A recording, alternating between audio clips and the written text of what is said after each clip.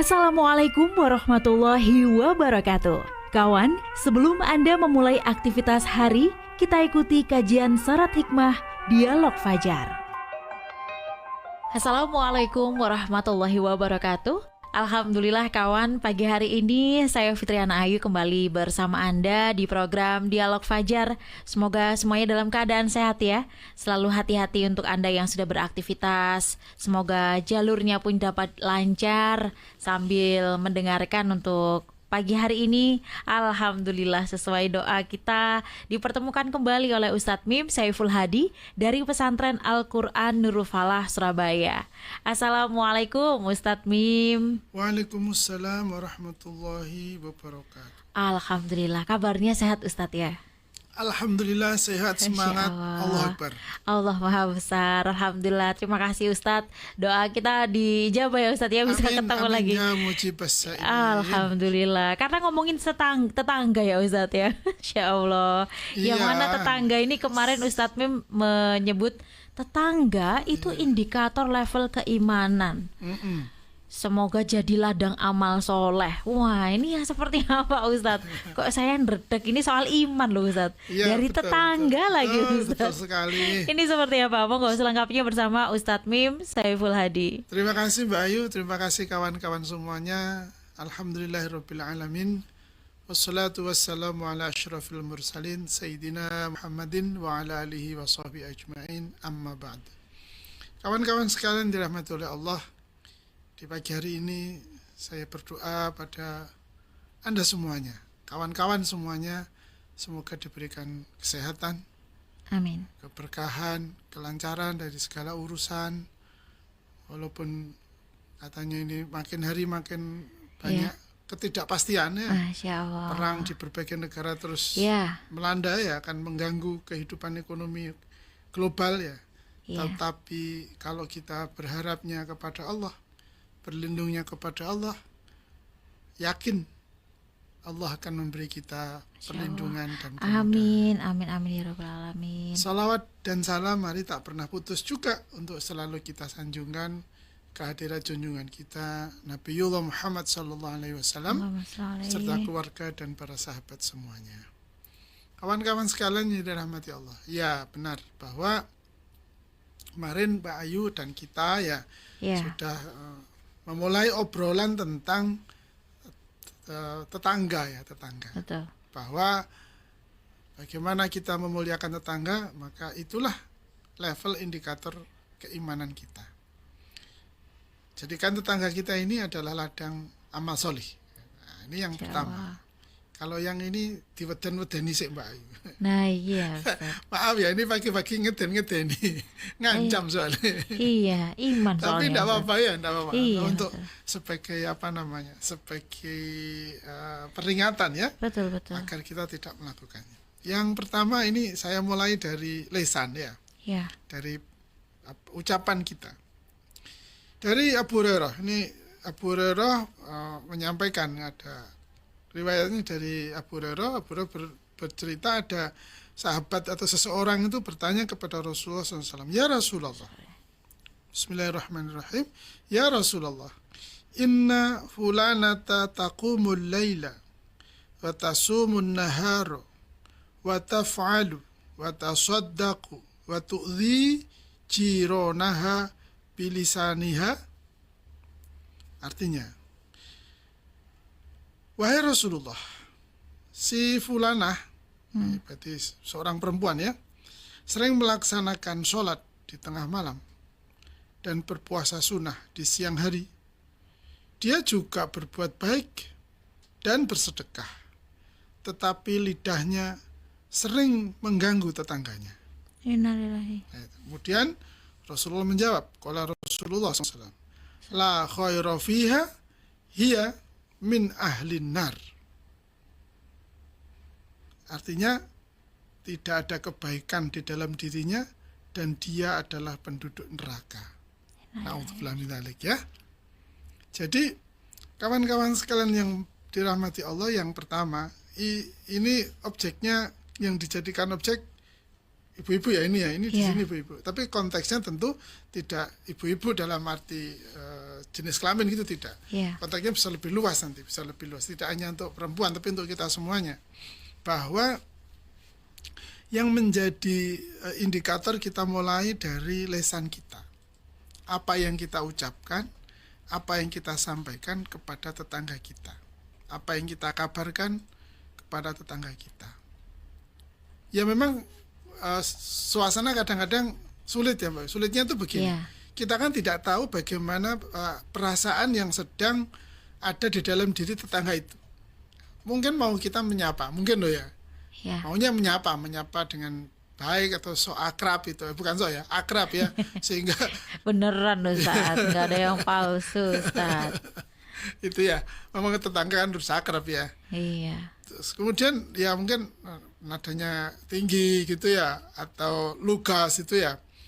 Itu pada saat perasaan kita lagi tidak enak kan, kadang-kadang ada perasaan, oh orang ini kok nggak tahu perasaanku ya, oh aku lagi gini, ya gitu misalnya gitu ya. Iya. Sehingga kita menjadi mangkal ya, menjadi marah. Nah, bisa begitu, bisa begitu.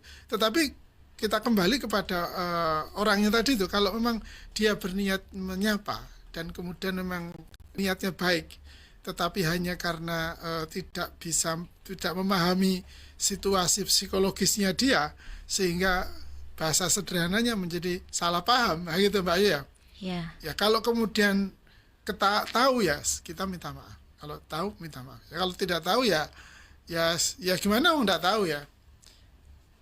Oleh karena itu saya yang sebagai tetangga ya terima saja sapaan atau ucapan yang secara teks tidak ada yang buruk. Kemudian dari sisi gestur mungkin juga tidak ada yang buruk juga. Maka kalau kemudian kok gak enak aku nerimo ya, misalnya gitu ya, Iya. maka kita tolong bekerja terus untuk mengendalikan diri juga. Oh iya, mungkin memang dia tidak tahu bagaimana perasaanku saat ini, sehingga dia bersikap seperti itu. Nah, ini menjaga pikiran kita yang baik, yang akan tetap positif ini juga merupakan bagian yang penting Mbak Ayu di dalam menjaga interaksi bertetangga. Nah, pada saat berikutnya kita yang menyapa, kita yang ngomong, ya harus hati-hati kalau begitu kan. Hati-hati itu maksudnya karena kita bertetangga, kita akan bisa membaca ini ya, kebiasaannya bagaimana, kemudian kesehariannya seperti apa. Memang ya istilah kita ini paling baik ya harus tenggang rasa gitu ya. Yeah. Tenggang rasa ini, apalagi kalau kita di perumahan yang padat itu Mbak ya. Iya. Kayak di tempat saya gitu kan ya, temboknya satu gitu ya, berbagi sisi saja gitu ya, berbagi sisi saja. Ini kan istilahnya sebelah duk-duk-duk, Iya. Oh, penggeret pager aja denger ya. Ngeret meja loh, ngeret meja sebelah istilahnya. Iya. Ya, itu kan sesuatu yang istilahnya, yang ada dalam kehidupan kita sehari-hari ya.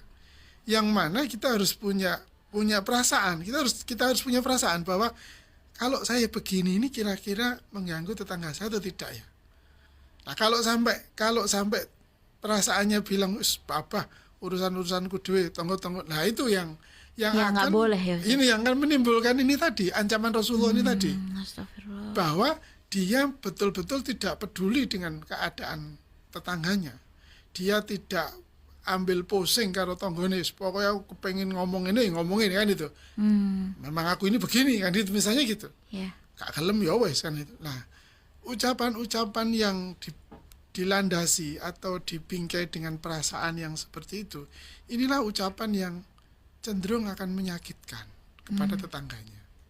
Nah, kalimat yang menyakitkan inilah, ucapan yang menyakitkan inilah yang akan membatalkan seluruh amal soleh yang lainnya. Ya, tadi itu kan, sholatnya, sodakohnya, qiyamul lailnya, itu blank.